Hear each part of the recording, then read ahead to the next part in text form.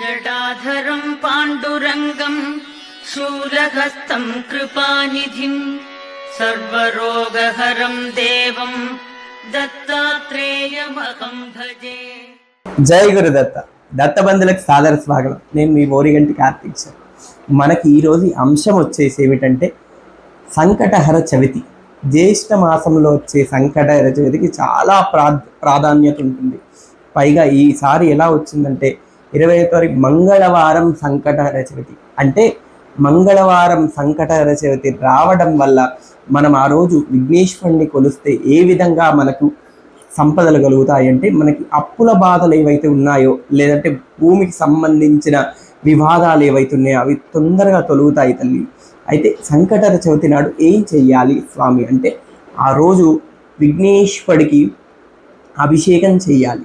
ఎప్పుడు చెయ్యాలి అంటే సంధ్య వేళలో, సాయంకాలం పూట సూర్యుడు అస్తమించిన తర్వాత దేవాలయంలో విఘ్నేశ్వరుడికి అభిషేకించి పంచామృతాలతో అభిషేకించింది. అలాగే చెరుకు రసంతో కానీ, లేదంటే చెరుకు రసం లేని ఎడల బెల్లము నీళ్లతో అభిషేకించండి తల్లి.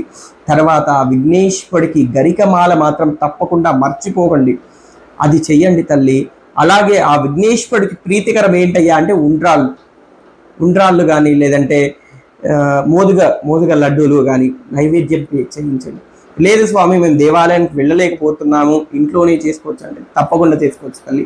పొద్దున్న నుంచి ఉపవాసంలో ఉండాలి తల్లి. ఎందుకు స్వామి ఉపవాసం ఎందుకు ఉండాలంటే, ఉపవాసం చేయడం వల్ల ఏకాగ్రత అనేది పెరుగుతుంది. అలాగే పొద్దున్న నుంచి కావాలంటే పాలు కానీ, పళ్ళు కానీ, అటుకులు బొంగులు కానీ తీసుకోవచ్చు. వీటిలో తప్పు లేదు. అన్నం కానీ, ఉప్మా ఇలాంటివి, దోశలు ఇడ్లీలు అనేవి పనికిరావు తల్లి. అటుకులు, ఉప్మా మరియు పళ్ళు పలహారాలు తీసుకోవచ్చు.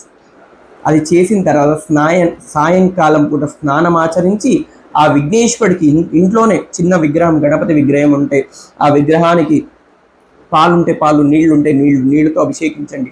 తర్వాత విఘ్నేశ్వరుడికి మంచిగా బొట్టు పెట్టి ఓం గం గణపతయే నమః, ఓం గం గణపతయే నమః, ఓం గం గణపతయే నమః, ఓం లక్ష్మీ గణపతయే నమః, ఓం లక్ష్మీ గణపతయే నమః అనుకుంటూ 16 పూలు అక్కడ పెట్టండి తల్లి.